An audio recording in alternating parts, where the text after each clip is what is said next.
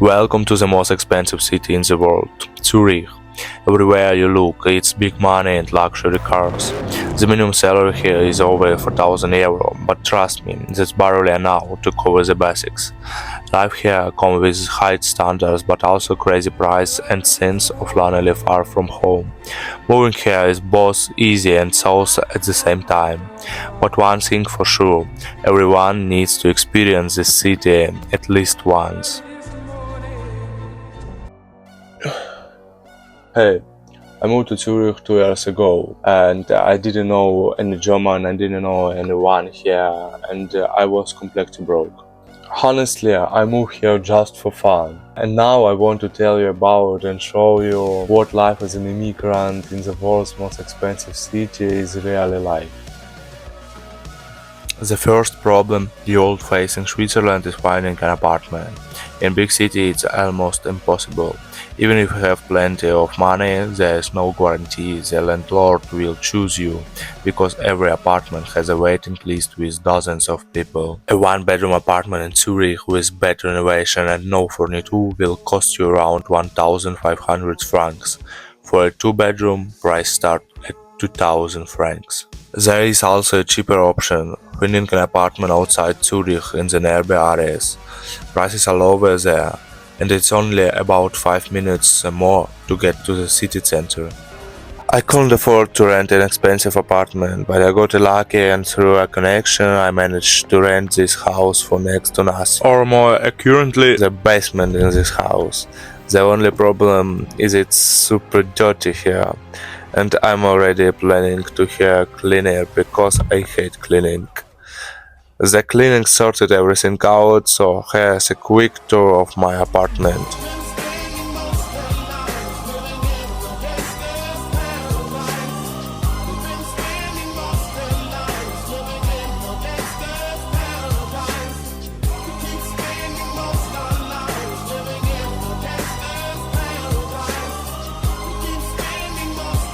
As you can see, this apartment isn't great.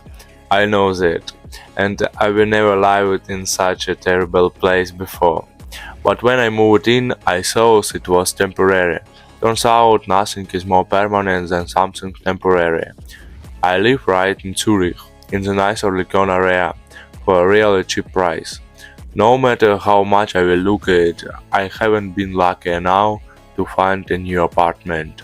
The second problem I faced was the language, German. Without German you can get a job, you can't enroll in school, so I had to learn on the go. But the problem is you need to learn Hochdeutsch first, while everyone in Switzerland speaks Schweizdeutsch. These are two completely different languages, and both are hard for me to understand. Right now I can only speak Hochdeutsch, and even then I wouldn't say I'm fluent. I hate physical labor. And Zurich is the only city in my 20 years of life that has forced me to work this way. I have a Polish degree in marketing, but it's not recognized in Switzerland. To get a decent job here, you need a local diploma. Without it, you're left with no choice but to take dirty, low-paying job, which is exactly what I'm doing now. I currently have two jobs, one at Zurich airport and another in a nightclub. Both are extremely tough and unpleasant, but I don't have any other options. I'm planning to make a separate video about my work, but I'll briefly share the main points now. My schedule is completely insane. Sometimes I work 20 hours a day, and there are weeks when I go 3 weeks straight without a single day off. And the most frustrating part, end of the month I only earn Zurich's minimum wage. I need go to school, Ausbildung und Berufsschule. And I know this. Okay, the bottom line is this. If you come to Switzerland, Zurich and hoping to find a job on the spot without knowing German, it will be difficult. If you know German and English, finding a job won't be a problem. but it will most likely be low-paying job. However, if you know German and have a degree in a field with a shortage of specialists, such as being a doctor, your diploma can be recognized, and you'll easily find a job with a monthly salary of around 8,000 euro. But everything comes down to knowing German.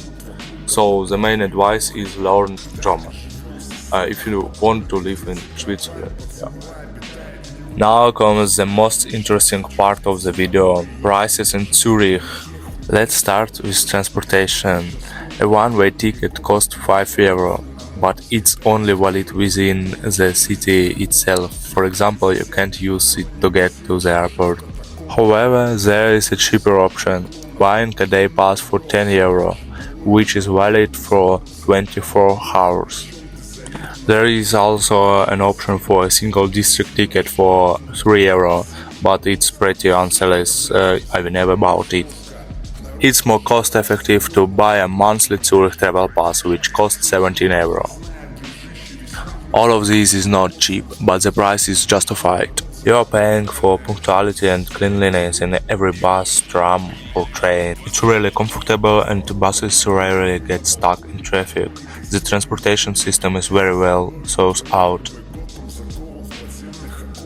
Prices for products in Switzerland are significantly higher compared to neighborhood countries like Germany or France. Many people living near the border prefer to shop in neighborhood countries to save money.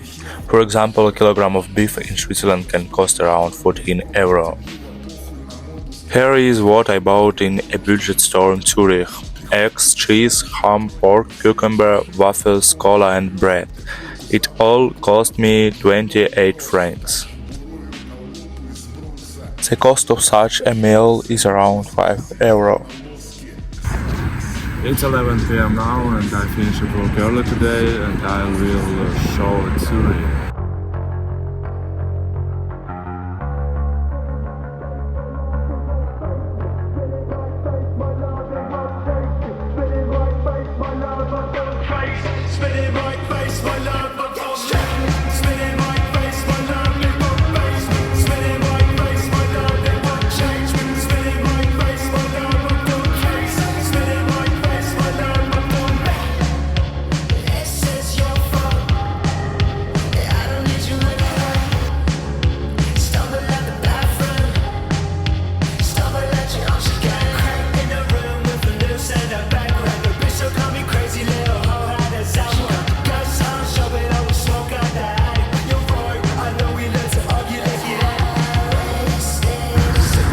In summer there are a lot of people every day. Zurich will do everything it can to make you feel comfortable, offering plenty of opportunities and convenience, but at the same time it takes away the familiar comforts what people lost when they move. When you first arrive, you will have to adjust and you might find yourself living at a level lower than what you were used to back home. But even with that adjustment, Zurich feels like a completely different world. It's the safest city I've ever been to.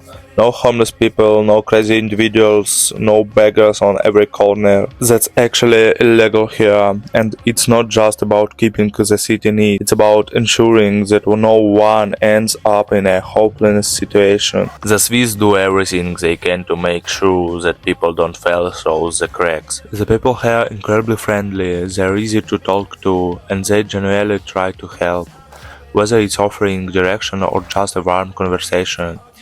There is a sense of community and kindness here that makes you feel like you belong. For me, even as an immigrant, Zurich has felt like a place where dreams can start to take shape, where you can build your future, and no matter where you're coming from. It's a place that pushes you to grow, but also supports you in ways you wouldn't expect. And that's something special. My name is Alex, thank you for watching.